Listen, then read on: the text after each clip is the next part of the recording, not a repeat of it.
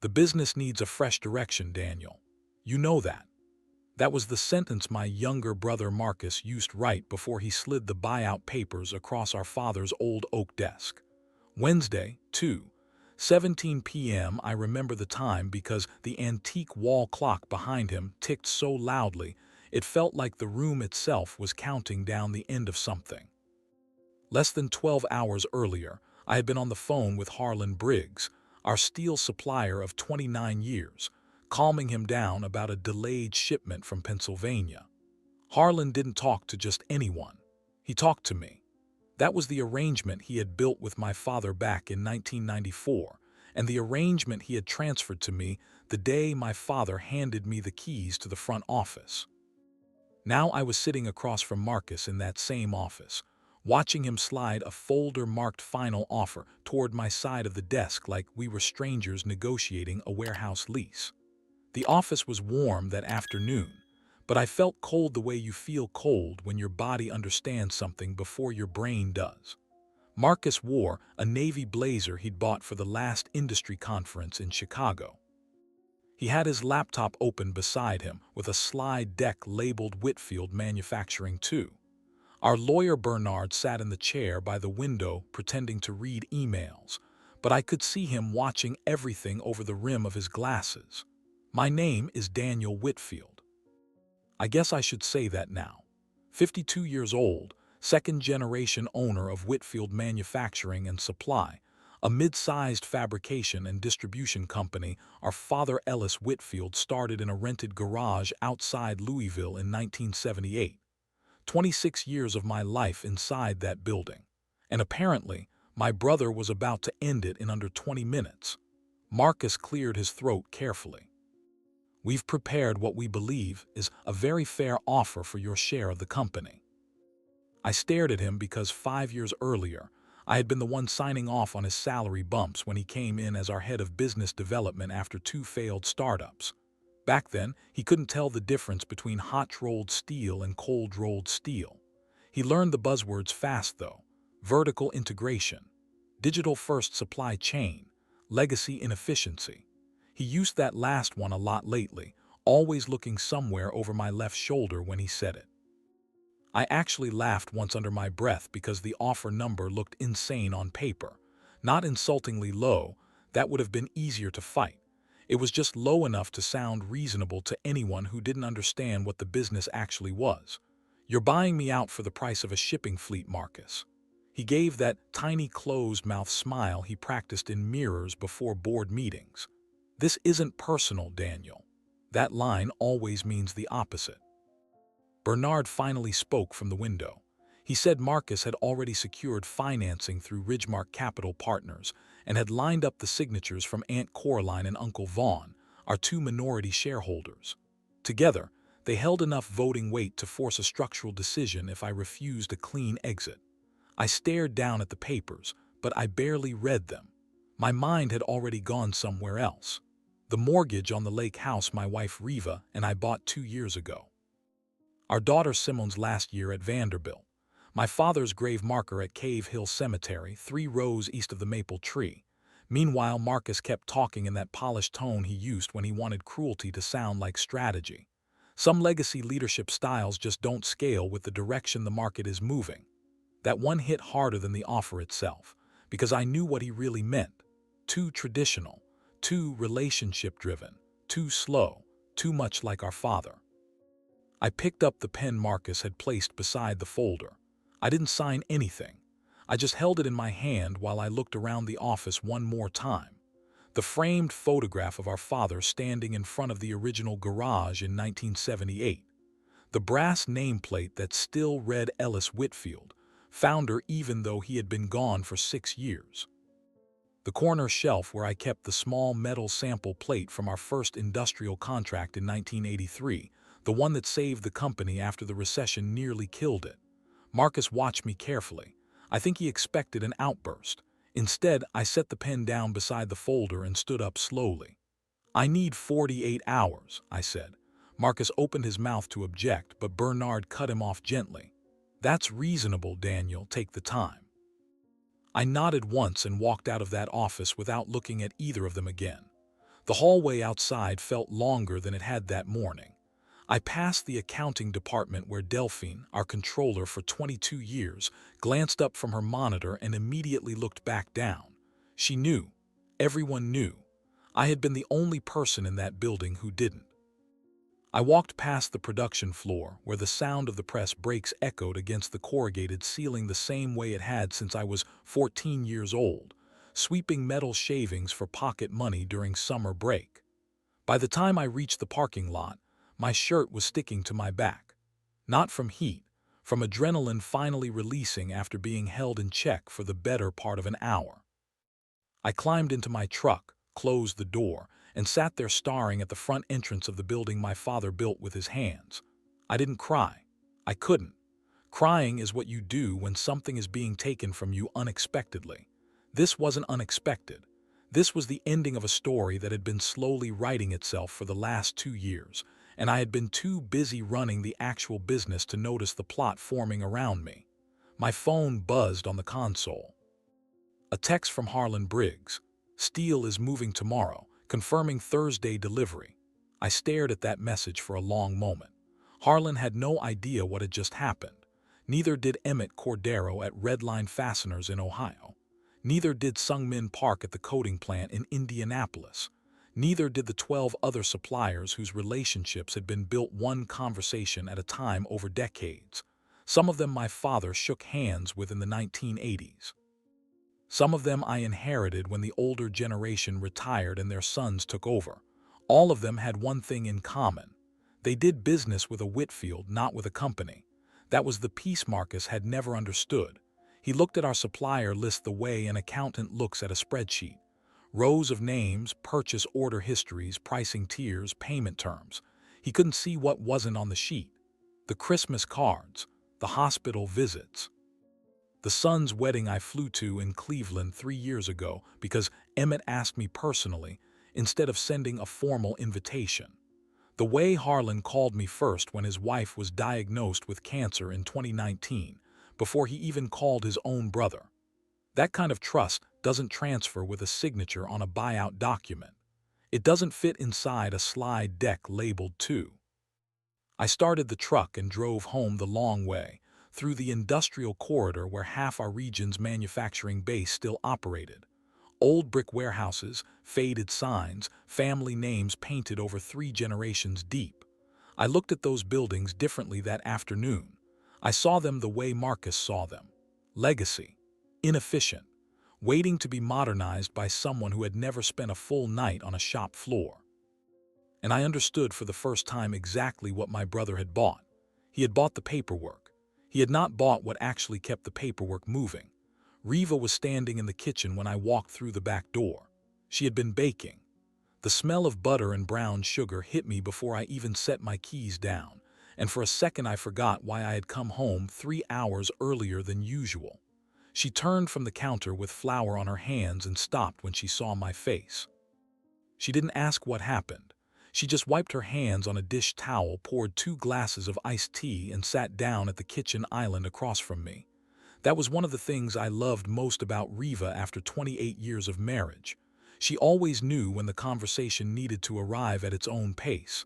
I told her everything. Marcus, Bernard in the corner, the folder, the number, Ridgemark Capital. Aunt Coraline and Uncle Vaughn signing away my share of my father's company for a payout that would look impressive on any other family's kitchen table but felt like a betrayal on ours. Riva listened without interrupting. When I finished, she took a slow sip of her tea and set the glass down carefully. "Your father saw this coming," she said quietly. I looked up at her because I hadn't expected that. "What do you mean?" She pulled her phone from the counter and scrolled for a moment before she found what she was looking for. It was a photograph she had taken at Ellis's 70th birthday party, 3 months before he passed. My father sitting in his recliner, holding a glass of bourbon, talking to me on the back porch while Marcus stood on the opposite end of the yard laughing with a group of his business school friends. "He told me that night," she said. "He said Marcus wanted a company. You wanted the work, and those are 2 different things." I didn't speak for a long time. My father had never said that to me directly, But I understood suddenly why he had structured the succession the way he did, why he had given me operational control and left Marcus with a smaller equity stake plus the promise of expanded influence over time. It wasn't favoritism, it was recognition. He knew which one of his sons would answer the phone at 3 in the morning when a load got rerouted through the wrong terminal, and he knew which one would still be sleeping when the call came in. Riva reached across the island and put her hand on top of mine. "You have 48 hours. What are you going to do?"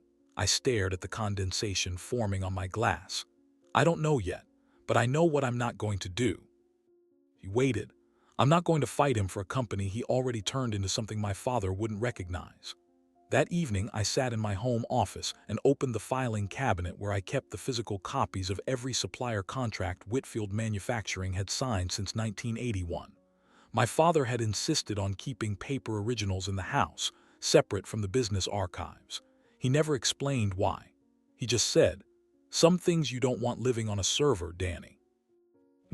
I pulled the folders out one by one and spread them across the desk.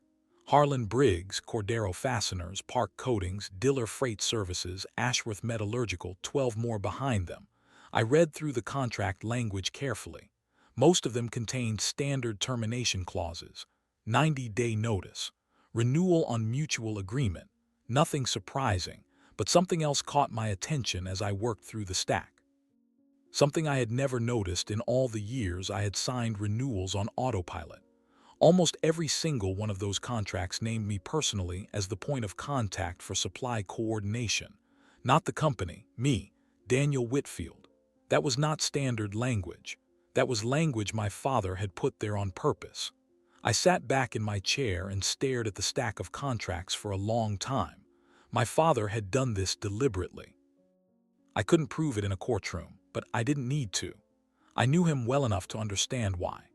Ellis Whitfield had spent his whole life watching family businesses collapse when the second generation took over.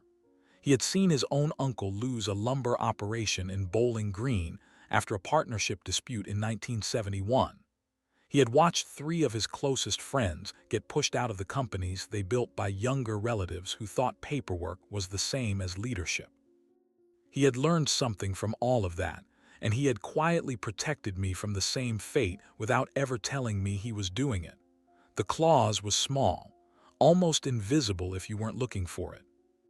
In each supplier contract, my name appeared as the designated relationship manager, and any transfer of that designation required written notification to the supplier at least 120 days before the change took effect, with an option for the supplier to renegotiate terms or exit the agreement without penalty. It was buried in section language that most lawyers would skim past because it sounded procedural. But Harlan Briggs and Emmett Cordero and Sung-Min Park had all signed those contracts with that language in place. And Marcus, in his rush to secure his buyout and push me out the door, had almost certainly not read any of them. Bernard might have flagged it, but Bernard worked for the company, and the company was about to belong to Marcus. I made a decision that night. I was not going to warn my brother. I was not going to send an angry email to the board. I was not going to call Aunt Coraline and try to guilt her into revering her vote. I was going to sign the buyout papers exactly as Marcus had presented them, take my payout and walk away cleanly. Because I finally understood what my father had built into those contracts. He had built a test, not a legal trap, a test. If the person running the company after him understood what those suppliers actually meant to Whitfield Manufacturing, they would honor the relationships, notify me properly, and transition the accounts the right way. If they didn't understand, the contracts themselves would eventually reveal that ignorance to the suppliers, and the suppliers would decide what to do next on their own. The next morning I called Bernard directly and asked him to prepare the buyout paperwork for signature on Friday. He sounded surprised. "You're accepting the offer?" I told him yes. He was quiet for a moment. "Daniel, are you sure? There's room to negotiate. Marcus expects a counter." I told him I wasn't interested in negotiating. Bernard exhaled slowly on the other end of the line. "All right, I'll have everything ready by Friday morning." Before we hung up, he added something I don't think he meant to say out loud. Your father would have done the same thing. I set the phone down and stared at the wall for a long time after that call ended. Bernard had known my father almost as long as I had. That afternoon, I drove out to the shop one last time. Not the front office, the production floor. I walked in through the back entrance the way my father used to when he wanted to check on things without being announced. Rufus Klein was running the press break-in Bay 3 the way he had been for 31 years. Delphine was crossing the floor with a stack of purchase orders. Two of the newer welders looked up from their stations when I walked past. I nodded at each of them. I didn't say goodbye. I didn't want to make a speech. I just wanted to see the building the way it actually was one more time. Warm, loud, alive. Friday morning, I signed the buyout papers in Bernard's office downtown. Marcus was there wearing a different navy blazer, a lighter one this time, and he had brought along a woman from Ridgemark Capital named Priscilla Halstead, who introduced herself with the kind of handshake business school teaches you in the first semester. She wore a charcoal suit and a wristwatch that cost more than my first car. Marcus made a point of shaking my hand across the table after the last signature. He held it a beat too long the way people do when they want a photograph in their memory of a moment they think they won. No hard feelings, Daniel. I looked him in the eye and told him I wished him the best. I meant part of it, the part about wishing, not the best part. Bernard walked me out to the elevator afterward. In the hallway, out of earshot of Marcus and Priscilla, he stopped and looked at me for a long moment. Daniel, I want you to know I flagged some concerns about how quickly this was moving. Marcus wanted it closed before the end of the quarter. I told Bernard I appreciated him. I didn't ask what concerns he had raised. I already knew. Bernard was a careful man, and careful men notice clauses. He had probably tried to explain the supplier language to Marcus at some point during the process, and Marcus had probably waved him off the way he waved off anyone who slowed his timeline. Bernard shook my hand at the elevator. Take care of yourself. The doors closed and I rode down to the lobby alone. For the next 2 weeks I did nothing. That was the hardest part. Riva and I drove down to the lake house on Saturday and stayed through the following weekend. I fished in the mornings. I read 3 books I had been meaning to finish for years. I called Simone at Vanderbilt and talked to her for almost an hour about her senior thesis on urban planning policy. She asked me twice during the call if I was okay. She could hear something different in my voice. Not sadness exactly. Stillness. I had not been still for 26 years. I had forgotten what it sounded like from the inside. The first week I received exactly one message related to Whitfield Manufacturing. It was a group email from the company announcing a leadership transition. Marcus was named President and Chief Executive Officer. My name was mentioned in the second paragraph as the outgoing operational lead, thanked for my years of service in language so generic it could have been generated by a template. Marcus had not called me before the announcement went out. I noticed that. He didn't ask me to help draft language for the suppliers. He didn't ask me to make introductions to the key relationship holders. He didn't even ask for the physical archive of supplier contracts I kept in my home office. He assumed everything he needed was already in the company's digital records. The second week was quieter. I heard nothing at all. And then on Monday morning of the third week, my phone rang at 7:42 a.m. It was Harlan Briggs. I let it go to voicemail on purpose. I wanted to hear how he sounded when he thought I might not answer. His message was short. Daniel, it's Harlan. I got a letter in the mail this weekend from your company. Something about restructured account management. I need to talk to you before I sign anything they're sending. Call me back when you can. I listened to the message twice. Then I set the phone down on the kitchen counter and poured myself a cup of coffee. Riva came in from the garden and looked at me. Who called? I told her. She didn't say anything. She just smiled slightly and went back outside. She understood exactly what was starting. I called Harlan back at 9:15 that morning. I made him wait an hour and a half, not out of strategy, but because I wanted to think carefully about what I was going to say. Harlan picked up on the second ring. Daniel, thank God. What is going on over there?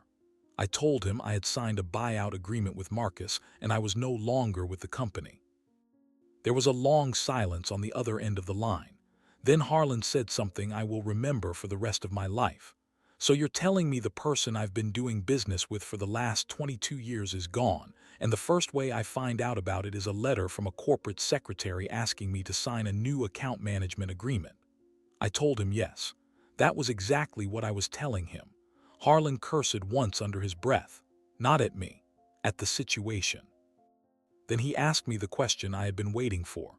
"What are my options here, Daniel? Because I'm not signing anything until I understand what's happening." I told him he needed to read Section 11 of the Master Supply Agreement he had signed with Whitfield Manufacturing in 2003 and again on renewal in 2018. I didn't tell him what it said. I wanted him to find it himself. Harlan was quiet for a moment. Then he said he would call me back. He called me back 40 minutes later. His voice was different, calmer, sharper. "Daniel, this contract says you are the designated relationship manager, and any transfer of that designation requires 120 days written notice with the option for me to renegotiate or exit without penalty." I told him that was correct, and they didn't send me that notice. I told him they did not. Harlan didn't ask me what to do next. Harlan Briggs had been running Briggs Steel Distribution for 34 years. He didn't need me to tell him what to do. He needed to know he had the standing to do it, that was all. Before we hung up, he asked me one more question. "What are you doing now, Daniel?" I told him I was resting. He said, "Rest for a couple more weeks, then we're going to talk again." I set the phone down and sat at the kitchen island for a long time after that call ended. Emmett Cordero called me on Wednesday. He had received the same letter. He had already talked to Harlan. Word travels fast among suppliers who have been doing business with each other for 3 decades. Emmett didn't waste time with pleasantries. "I'm out, Daniel. I'm not renewing with Whitfield. I'll honor the current purchase orders through the end of the quarter, but after that I'm gone." I told him he didn't have to make that decision on my account. He laughed once, a dry laugh with no humor in it. "Daniel, I'm not making this decision on your account. I'm making it on my account. Your brother sent me a letter that reads like a form response from a bank. I've been in this business for 40 years. I know what that means. It means whoever is running your company now doesn't understand what I actually sell them." Sung Min Park called Thursday. She was more diplomatic than Emmett, but the message was the same. She had questions Marcus and his new leadership team could not answer. She wanted to know who would be handling the quarterly quality reviews for her coating shipments. She wanted to know who would be signing off on the specification adjustments we made every spring when the humidity changed in her facility.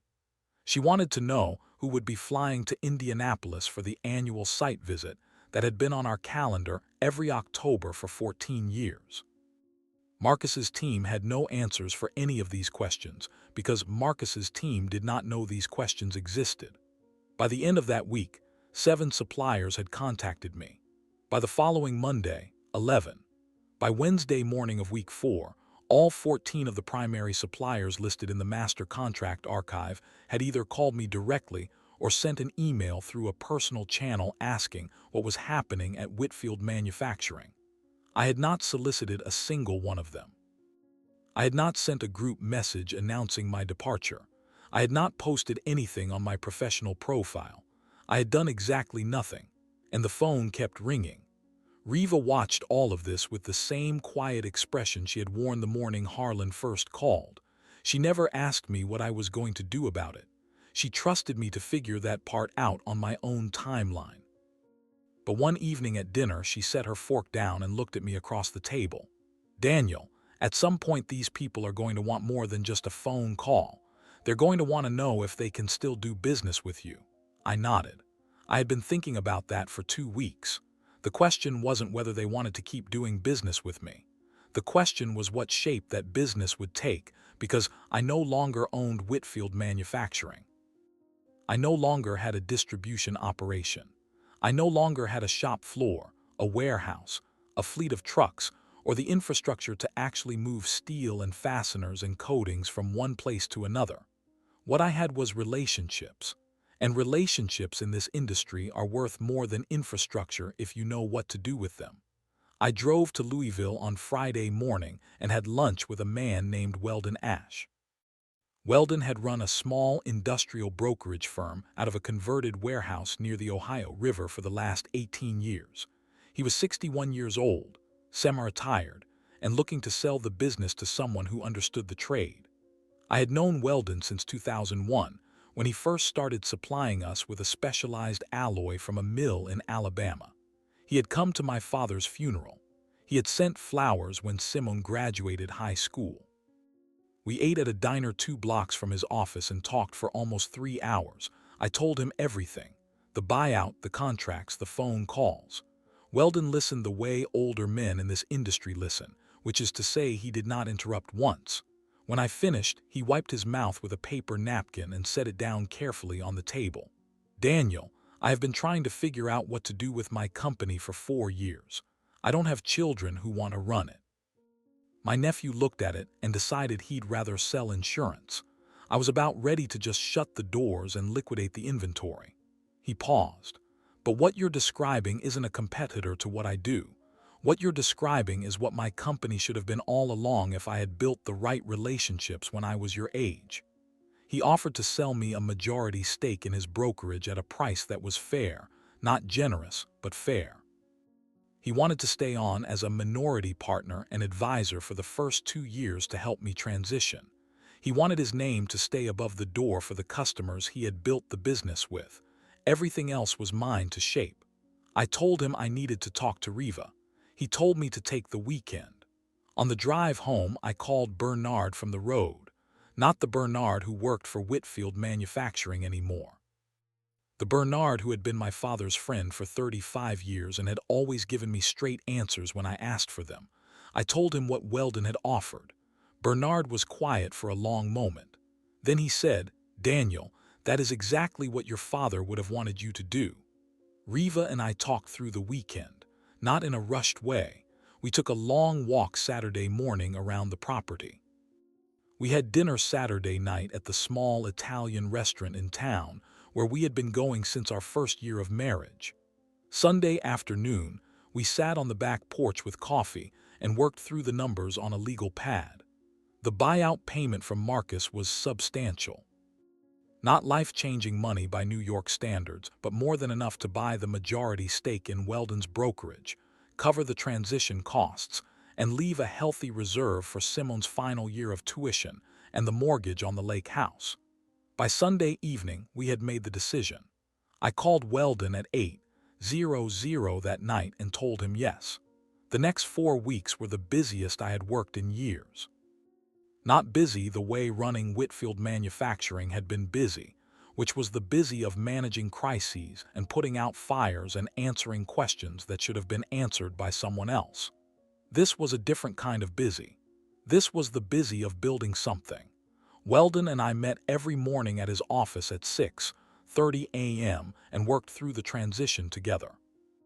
He walked me through his customer files, his internal systems, his mill relationships in Alabama and Tennessee and West Virginia. I walked him through the 14 suppliers who had been calling me and explained the specific personalities and preferences of each one. He listened carefully. When I finished describing Sungmin Park's quarterly quality review process, he shook his head slowly. "Daniel, this is the piece I never had. I have infrastructure. You have the relationships that make the infrastructure matter." We restructured his company name, Ash and Whitfield Industrial Brokerage. Weldon insisted on that ordering because his name had been on the sign for 18 years and he wanted the continuity for his existing customers. I agreed. Names matter less than trust anyway, and the trust was going to be built by whoever answered the phone at 3:00 in the morning. That was still going to be me. By the end of the 6th week after my exit from Whitfield Manufacturing, Ash and Whitfield had signed exclusive brokerage agreements with 9 of the 14 suppliers who had originally contacted me. Harlan Briggs was the first to sign. Emmett Cordero was the second. Sungmin Park signed the 3rd week after flying down to Louisville to meet Weldon in person and walk through his facility. She left the office that afternoon and told me on the drive back to the airport that she felt like she had just met the person she had been trying to find for 3 years. 2 other suppliers signed after that, and 4 more were still in active negotiations to redirect their contracts through us. I had not made a single sales call. I had not sent a single cold email. I had not run a single advertisement.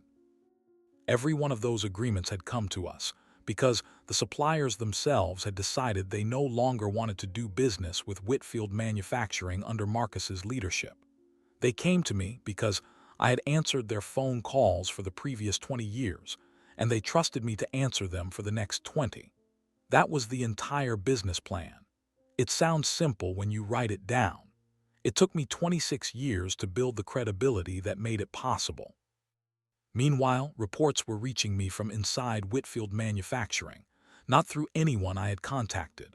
Through Delphine, our controller, who reached out to Riva at the grocery store one Tuesday afternoon and asked her quietly if I was doing all right. Riva told her I was doing very well. Delphine hesitated before she walked away, then said, "Tell him things over there are not going well at all." Delphine's message stayed with me for a couple of days. Not because I was surprised by it. I already knew what was happening at Whitfield Manufacturing based on the pattern of supplier calls I had been receiving. What stayed with me was the way she said it, quietly, in a grocery store aisle, to my wife instead of directly to me. Delphine had worked for my father for 22 years before he passed. She had worked for me for 6 years after that. She had never once approached either of us informally about anything. If she was speaking to Riva at all, the situation inside the building was worse than the suppliers had let on. 3 days later, I got a call from a number I did not recognize. I let it go to voicemail out of habit. The message was from a man named Corbin Alcott, who introduced himself as a senior partner at Ridgemark Capital Partners. He said he wanted to have a confidential conversation about Whitfield Manufacturing and hoped I would return his call at my convenience. I sat with that voicemail for the rest of the afternoon. Ridgemark had provided the financing for Marcus's buyout. Corbin Alcott was almost certainly Priscilla Halstead's boss, and Priscilla was the woman who had sat across from me in Bernard's office the morning I signed the papers. If Ridgemark's senior partner was calling me directly, something had gone wrong on their side of the transaction. Something significant enough that they were now willing to reach out to the person they had helped push out of the company. I called Corbin back the next morning. He was polite in the way private equity partners are polite when they need something from you. He asked how I was doing. He asked about the lake house, which meant he had done his homework. Then he got to the point. Ridgemark had conducted an internal review of Whitfield Manufacturing's supplier base 3 weeks after the acquisition closed, and had discovered that 6 of the company's top 14 suppliers had either terminated their agreements or given notice of intent to terminate. 2 more were in active renegotiation with terms that were significantly less favorable than the original contracts. The company's steel supply pipeline for the following quarter was operating at approximately 40% of its historical volume. Corbin used careful language, but the summary was clear. Whitfield Manufacturing was in the early stages of a slow-motion collapse. He asked me if I would consider returning to the company in some capacity. Consulting, advisory, board seat, whatever structure I found acceptable. He mentioned a compensation figure that was significantly more than my old salary. He mentioned equity. He mentioned my father's legacy. He used all the right words in the right order because that was his job. When he finished, I asked him one question. "Does Marcus know you are calling me?" There was a pause. Then Corbin said, "Marcus is not part of this conversation." I told him I appreciated the offer. I told him I would think about it. I told him I would call him back within the week. Then I hung up and drove out to Weldon's office. Weldon was at his desk reviewing a shipment manifest when I walked in. I told him about the call. He listened without interrupting the way he always did. When I finished, he set the manifest down and looked at me over the rim of his glasses. "What do you want to do, Daniel?" I told him I didn't know yet. He nodded slowly. Then he said, "You built this new thing with me because you understood something your brother didn't. Don't undo that by going back to fix what he broke. He has to fix it himself, or he has to lose it. Those are the only 2 outcomes that respect what your father built." I called Corbin Alcott back on Friday morning. I thanked him for the offer.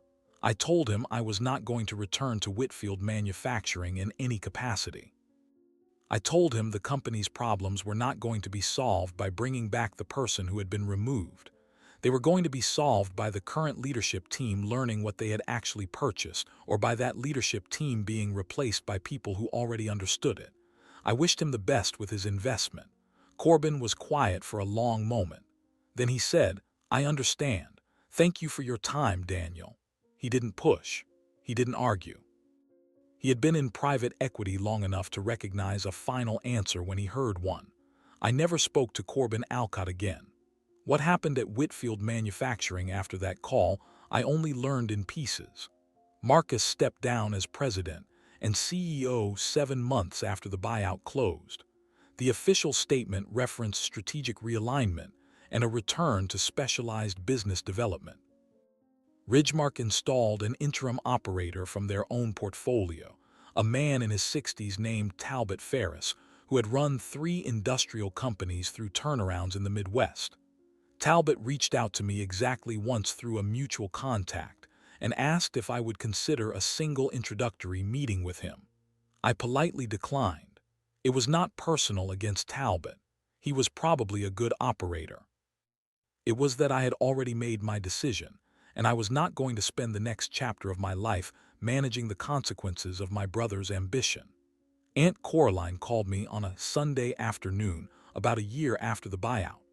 She was 78 years old, and she cried on the phone for almost 10 minutes before she got to what she wanted to say. She told me she had not understood what she was signing when Marcus brought her the shareholder consent form. She told me Uncle Vaughn had not understood either. She told me she was sorry. I told her I forgave her. I meant it. Aunt Coraline had been my father's younger sister, and she had loved him the way you love a sibling who was also your protector. She had trusted Marcus because he was family and because he had told her the decision was routine. She had not been part of the betrayal. She had been part of the collateral damage. Ash and Whitfield Industrial Brokerage passed $12 million in gross revenue in our second full year. We passed 20 in our third. Weldon retired officially on his 65th birthday and remained a minority partner and advisor. His name stayed above the door because that was our agreement, and because it was the right thing to do. I brought in 2 new operations managers, both of them people I had known for over a decade from the supplier side of the business. We opened a second office in Nashville because Sungmin Park asked us to, and because when a customer of that caliber asks you to expand, you expand. Simone graduated from Vanderbilt and took a job with a city planning firm in Chicago. Riva and I spent more time at the lake house than we had in years. I drove past the Whitfield Manufacturing building one Sunday afternoon about 2.5 years after I signed the buyout papers. The sign out front had been changed. The company had been rebranded under a new name I did not recognize. The parking lot was less than a third full. I did not feel anger. I did not feel satisfaction. I felt the same distance I had felt the day I signed the papers, and I understood something clearly for the first time. My father had not built a company. He had built relationships. Marcus had bought the building. I had kept what actually mattered. If this story resonated with you, please like, share, and subscribe for more stories about loyalty, family, and what it really takes to build something that lasts. Leave a comment below and tell me what part of this story stayed with you the most.